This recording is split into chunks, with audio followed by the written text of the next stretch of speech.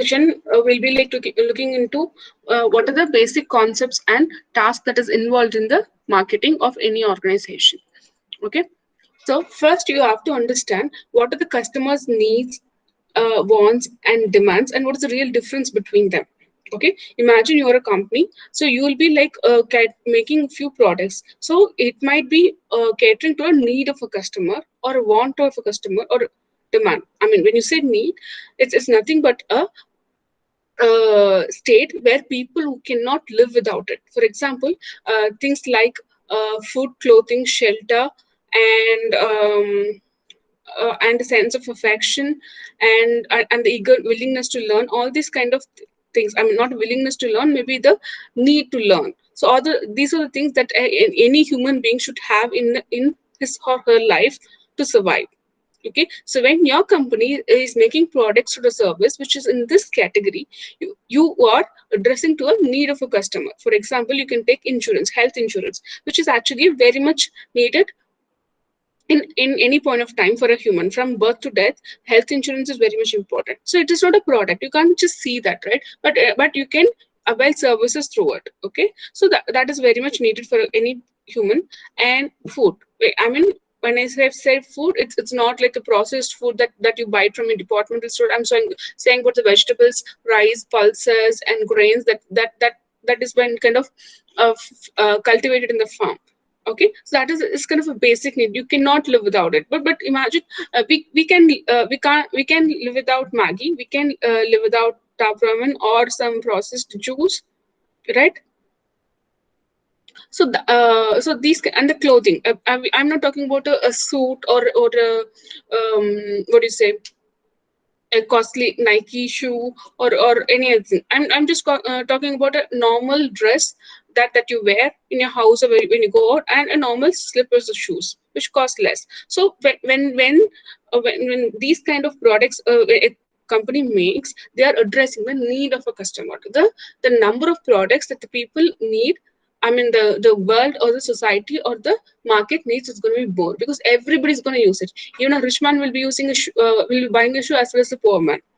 Okay, so whereas he wants, so it's actually like these are the things which is kind of shaped by a culture of the people or a individual personality. Okay, so we, for example, we might be like buying what do you say, our puja items. For example, if you like follow Hindu religion, you'll be buying a different puja kit when compared to the Christian. I mean, they'll be like lighting candles, whereas like here, the people who are following Hindu religion, they'll be like lighting lamps. So there's a few difference, but we are buying them based on our culture. Okay, so when you're like manufacturing candles, you'll be catering only to a particular market who a set of people who are following that particular religion. I'm not saying candles will be used only for that, but most of the a major group of people buys candles. Maybe like they might be following Christianity more. The chances of following Christianity is kind of more. Okay, so you can live, you can say that you can live without it. Okay, so maybe for example, you can say television. Okay, so people can live without television, we can live without phones. But right now in the internet era, it has become a, what do you say, a need. So you can say phone is right now a need, which was a want earlier. Right now it has transformed into a need. So over a period of time, because based on the technological advancements, some things in the want category might shift to a need category. Okay, that can also happen. So but I would say television is a want. People can live without television, right? Maybe right now you can say refrigerator. Refrigerator was a want, was in the want section. It's kind of slightly moving towards the need. So maybe almost all the houses in the houses in the like maybe in our state might have at least like 70 or 60% of the houses will have a refrigerator or a gas stove. Okay, but when you see that 20 years back, that was not the case. Refrigerator was in the want condition. What's in the was a luxury product. Okay, so we have a demand. So when your want becomes a demand, when you have a buying power. Okay, so when you have 20 years before, when a person has a money to buy your buy the refrigerator that he wants. You can call that as a demand. Okay, so these are the three things that a market has: a demand, want, and a need. So when you need a product, or when you want a product and you have a money to buy that, you can call that as a demand. Okay, supply is what the company manufactures and provides to you. Okay, so a company has to clearly understand what the customer needs and what are their wants, and sometimes they might need the product, but they may not have a money to buy that product. For example, you can say some person might be right now feeling little lonely, and then they want to like go out and hang out with their friends in a restaurant. Okay, but he may not have the money to pay for the restaurant.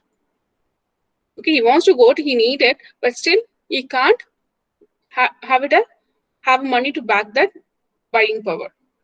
You don't have the buying power. Okay, so you have to clearly understand the difference between needs and wants and demands, and the company has to really estimate at what category it's making products. Okay, and then market offerings. So market offerings are nothing but a product or a service or any thing that a company makes and give it to the market. So if you are talking about health insurance, insurance is a product. Actually, it's a kind of a service which has been offered to this people. But sometimes people say health insurance is a product. But when you like pay for health insurance, you don't get anything physical in your hand. But it's actually a service, right? So but when you buy a refrigerator or a TV or a phone, it's a product. You have something on your hand, right? But sometimes when you buy something, you get both a product and a service. Okay, so for example, you can say your TV. Yes, so you when you buy a TV, you are able to like go and watch TV, but still you're buying. For example, you have bought a package. Saying if you buy this TV, you and you pay a little extra more, you will get an Airtel DTH connection for next 5 years. So, for example, my TV cost 60,000, and I paid for this Airtel connection for next 5 years. So I just paid 65,000 to get that combo. It's a combination of product and a service that I am buying. Okay, so that's a market is offering. So it has been this TV is manufactured by a different company, whereas the service is offered by a different company. So they come together and they give us this offering. So it can be from a same company or from a different company. Okay, so what the companies provide to the consumers, it is called as a market offering. Okay, it can be anything. Okay, so next is a market myopia. It's like most of the times the companies will be focusing only on what the customer need right now or want right now. Okay, right now maybe most of the companies will be like manufacturers. I mean, a lot of healthcare companies are right now like making sanitizers because of this COVID-19 impact. But over a period of time, do you think the need is going to be like the same way? No, maybe when we get a vaccination for COVID-19 and everything falls in place after a year or so, the sanitation products demand might go down. Yes, people will still continue to be hygienic and using the sanitation kits, but still the demand might go down. Okay, right? So when you're focusing only on the current needs, and then you're losing sight of what's going to happen in the future. Okay, and if you're not understanding the consumer needs, you can call that condition as marketing myopia. Okay, so we have a word called exchange. So when you say exchange, it's nothing but a process of exchanging your money and product. Okay, so consumers pay money, give money to get a product or service in return. So that act is called as an exchange. Okay, so here the companies exchange. I mean, they give product or service and get money, whereas the consumers get product or service and give money. So everybody is getting something in return. Okay, so now we are coming into marketing. So far we are discussing about what is market, what is marketing, and then what are the key things that they have to know in marketing. So now we are coming into marketing management. So what is this marketing management? It is actually a field of study. Okay, a field of study in the management discipline, in a business. Okay, so here you can consider that as an art or a science. We know this business administration or management is both combination of art and science. So art, so sometimes you can do on your freestyle like your art, but sometimes you have to follow the methods, and then you have to do some experiments like you do in science. That's why we say management or business and marketing, all your disciplines in management is a combination of both art and science. You really have to understand the steps behind it, and then after that you can go on to have a freestyle. Okay, so it's a combination of art and science. So but what you're trying to do here, you're trying to choose a target market. Okay, so first for that you have to like understand market segmentation. So that will be like this. For example, imagine if a company is manufacturing cell phones which targeting a category from of teenagers and the ones who's below 30s. So 15 to 30 is the market category. Okay, so in this category, so most of the times they will be like in the college, and sometimes they'll be like at work, and they'll not be hiring more, earning more. So it should not be like very costly, but it should have a lot of cool features, which should have high processing power and good camera, and with good front lens, everything, right? So if you have that kind of product with a low budget, so my category is going to be my teenagers and people in their 20s. Okay, so here I'm choosing a target market. So it's a science and art of choosing the right people that who are going to sell, and then you have to build a good relationship with them. It's not about just choosing a market. It's about promoting your product, making them buy, and then you're creating relationship with them. When you say that particular product, that the people in that particular character will be able to have some emotional connect with your product. Okay, so when you say Nike shoes, like people who are athlete or people who give more importance to working out or running, they have an emotional bonding with that product, right?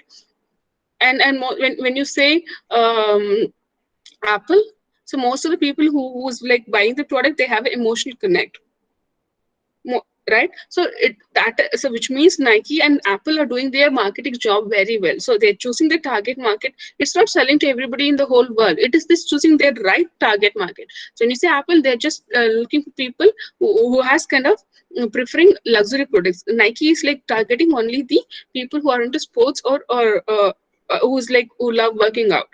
So they're targeting their market, and they're trying to build some relationship with them. So here you have to answer only two questions: what kind of customers we are serving, and how best are we serving. Okay, so when you have to identify who you're serving, and you have to create a good relationship with them. Okay, so how are we gonna select this customers, right? So that happens in market segmentation. So I mentioned this like kind of once or twice right now. So when you say market segmentation, you're dividing your complete market. I mean, for example, if you're a phone manufacturer, the whole world is a market, right? So you're dividing the market into different consumer segments. Okay, so maybe imagine you're a cell phone manufacturer in China. So you can market to the whole world, and your country allows that, as well as like and you can, I mean, when you said countries, the whole world, you can market only to the countries which accepts importing of your product. So for example, in earlier days, like when the Chinese product has been kind of manufactured, it's been sold to the whole world. But right now, Indians have some, what do you say, some hesitant to buy Chinese products, right? So we have seen this lot of opposition even in our IPL sponsoring recently.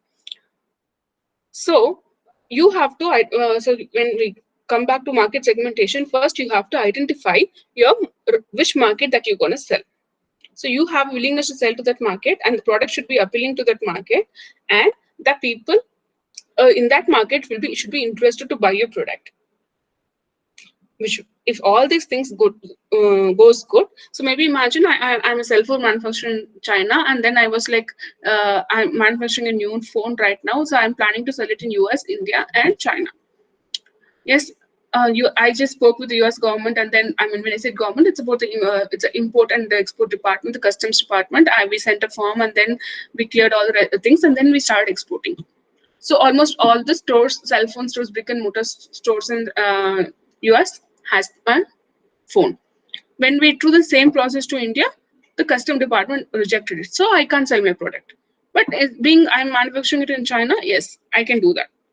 So right now I'm selling only to India and I mean China and USA. Okay, so here my product is like constant is targeted towards only to 15 to 30 years of segment.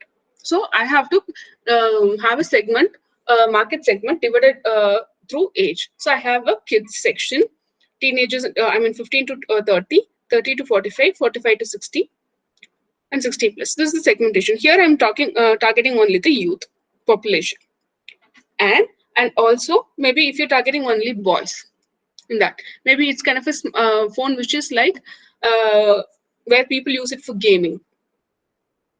Okay, so it's kind of a gaming phone in that sense. What happens, so mostly boys will go by that, as girls are also interested in gaming, but still comparatively it's boys. So you have a gaming section as well. Okay, so it is for people who are in 15 to 30 years of age and who's interested in gaming, that too only in US and China. So I've kind of able to identify whom I'm gonna sell, right? And then after that you have to identify which segment you have to go. I mean, actually target marketing is followed by market segmentation. But the process of dividing is called dividing your market is called as market segmentation, and the process of choosing which market to go is target marketing. I just gave an example for both. When you just divide the market into categories of different age, you can call that as market segmentation. But when you choose, okay, this product is going to be for 15 to 30 years of age, you can call that as a target marketing. Okay, so we just discussed two things. Market segmentation and target marketing is different. Sometimes people get confused with this. Okay, and next one is value proposition. It's nothing but the values that the company is delivering it to the customers. Okay, so sometimes people say, okay, when you buy this product, you will be like given a warranty for 1 year. But sometimes if things doesn't go well, and your phone kind of broke, and when you take it to the service center, they might say, okay, this cannot be like covered in your warranty. But that will not be like explained to you when you buy the phone. This kind of things happen less, but still. So in that case, you are not providing the right value to the customer. But okay, so value proposition is nothing but a set of values or benefits that you're providing to the customers to satisfy their need. Okay, next one that you should know is CRM. It is popularly called as CRM. Okay, it's actually nothing but your customer relationship management. So it's a process of building and maintaining your relationship with the customer. Okay, so when you have a good relationship, for example, you like Nike and always buys Nike shoes, and you went to a store and bought it, and then the executive asked you to like the Facebook's Nike page, and then you liked it, and then you're getting a lot of news about it and the promotions about it, and then they're kind of organizing a marathon, and then you participate in it, and the next time and if you want to buy a shoe, if your current shoe gets turned out, you obviously will go for Nike, right? That's how, I mean, first imagine if you're not a customer, you who never likes Nike shoes, but first you just like got it because of your friend's compulsion, and then you just kind of like the Facebook page and Insta page, and then you're getting a lot of promotions, you participated in all this marathon. There is a lot of chance, though you were not liking it earlier, but right now there is a chance that you will be end up buying Nike again, right? So here you're building and maintaining a customer relationship. So it's sometimes you don't have to be a current customer of that particular company or a product. You can be like you just all of a sudden you just like following few companies on the Insta or Facebook, and then finally so when you need a product, you'll obviously go for that, because you need, you know, okay, that product is going to be good because this company has created a relationship with you even before you need that product. Okay, so this has actually been happening right now. So if you see a lot of soap advertisements in the television or in the internet, so most of the times you will be having a woman and her kid and the daughter. It's always going to be, most of the advertisements will have mom and daughter. It can be pairs, it can be her mom, and few other lot of uh, cooking products. So they always show mom and daughter. So always who has the decision, who has the authority to like buy soaps and all this cooking products. Usually the mom or the woman in the family takes that decision, because they are the people who go to supermarket and buy your soaps and other cooking items. So when you portray mom and daughter in that, so and the mom has been buying the product, and when she like when the daughter grew up and she started a new family, obviously which product she'll be buying? The products which her mom says. Sometimes even if she want to do things different, and if she's a person who likes variety, but most of the times they'll end up buying what their mom has bought, because it's not like this has been happening, and this has been like found out by a lot of companies, and that is what they are showing to the customers. And right now we can see a lot of toothpaste have kids in their advertisements. Why? Because they are right, because right now already the adults have conditioned to certain toothpaste, right? So when you attract kids through kind of few advertisements, and most of the times when you go to supermarket, and I'm just talking about what's happening in my life and my friends lives, and a lot of, because we have kids at home, so they always like get attracted to few advertisements in the TV or in the internet, and then just go and pick, okay mommy, let's buy this toothpaste, I want this toothpaste, I want this soap, I want this product.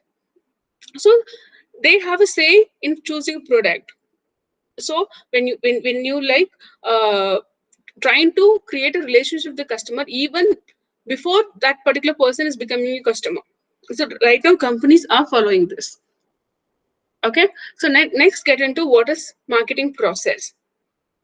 Okay, so it's actually like what happens in the organization. This is the process which has been followed by every other organization. This process of marketing is put forward by Philip Kotler, is popularly called as father of marketing management. Okay, is wrote a book called Principles of Marketing, because that book is the bible for marketing, which has been used by all the business courses from IIM, from Harvard, until to any other business college. Okay, so this process is from that book. Okay, so here first you have to understand your marketplace. So first you have to understand, okay, which product my customer wants, what are my competitors are selling, what is the price of the particular product, my competitor's product, who's my product buying a product, either people who are in the who are in the premium segment, is my product in the premium segment, and people who are kind of rich buying my product, or people who are in the middle class or upper middle class buying my product. You have to understand that first, and then accordingly you have to work on your strategy. Okay, so for example, this works very well on our what do you say, series. I mean, when I said series, I'm not talking about the international series, I'm talking about the what do you say, our serials which comes in Sun TV, Vijay TV and all.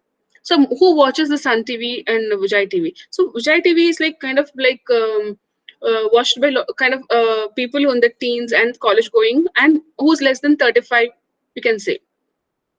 And who watches the Sun TV? People who are already in their 40s or 50s and who's retired. So that kind of people watch Sun TV serials. Okay, so to attract that kind of and that kind of age groups and people with that mindset, they have characters who are, and the serials and the characters are kind of based out of their mindset. Okay, whereas the Vijay TV is also producing serials, but it's kind of the genre is completely different from the Sun TV serials. Why? Because they are going through what they understood what their market is, what kind of things the customer wants. For example, a particular series in Vijay TV is going very well, and you will see a lot of series is coming in the same genre. And there'll be era where only the horror series becomes more popular, and there will be era where only the rom-com will be more popular, and there will be era where we can see all this drama will be more popular, right? So it's all based on the trend.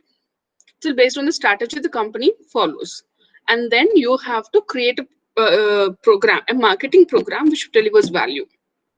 So when it is not about just making a product and selling it. You can say, okay, if you buy this product, you can say you will be getting this much of discount, and even after usage, if you want to return it, we will have a buyback offer, and then you can exchange the product. That's what Apple does, right? So every time they can the new version of iPhone comes in, they can just go and upgrade it by an exchange. So that you don't have to pay the complete money, the total money for the new product. So that's been like used by a lot of other companies. Even right now, if you want to exchange your phone, you can just do it very easily. You don't have to even go to a store. That happens in Amazon and Flipkart. Okay, so you create a marketing program, and then you build a relationship with the customer. So and you wanted to create a customer delight. Actually, earlier in the marketing books, the phrase is called customer satisfaction was like kind of used highly, and right now it has been changed to customer delight. So when you I think you all know delight. So you kind of providing you're not only like satisfying customer, you kind of delighting them. It's kind of way beyond the satisfaction. You're providing value, more value than what the customer expect. Okay, so by doing that, you're creating a good relationship with the customer. It happens in even in our grocery shop. You're the person who just goes and buy vegetables in the near big vegetable store or a supermarket. No, supermarket will not never do that. You just like go to a normal grocery shop and then buy products and vegetables and things, and most of the times you get like free coriander and curry leaves, right? So here is what the grocery shop man is like trying to like provide you extra value so that you become kind of happy, and then you will with a come back to them with the not only satisfaction, a delight factor. Okay, so when the customer really thinks, okay, I'm getting more value for the money that I've paid. If the customer thinks that, he'll never leave the company, because that's a human mindset. We are tuned that way, right? Nobody wants to pay extra 10 rupees extra for any product, right? So even right now, Wikipedia is saying, okay, we are kind of looking for funding, and then can you please provide some money? Do you think everybody is going to like fund the company? No. So you know Khan Academy. So a lot of analytics people go there to understand their basics and things. So they are looking for some subscription money. It's Khan Academy is completely free, like Wikipedia, but still. Do you think everybody's gonna like give money for that? No, because we are getting all things for free, and we're already kind of satisfied with the product. I don't want to pay more. So even if the Khan Academy says, okay, I'm going to charge you for that, it's okay. We don't want it. We have YouTube. We have alternate materials. If Khan Academy is the only source, yes, people will do that, right? If Wikipedia is the only source, people will do that, but it's not like that, right? So we are trying to build relationship with the customer, and then we're trying to create a customer delight, and finally you're trying to capture value from the customers. So we are providing value, but what is capturing value? So we are trying to understand what things the customers value the most, right? So that also you are trying to understand. Okay, So hope you're like clear with this marketing process. First, you understand the customer needs, and then you design a strategy, and then create your marketing program, and then try to create relationship out of the marketing program, and you try to understand what are the things that provides more value to the customers. Okay. Okay. Any questions?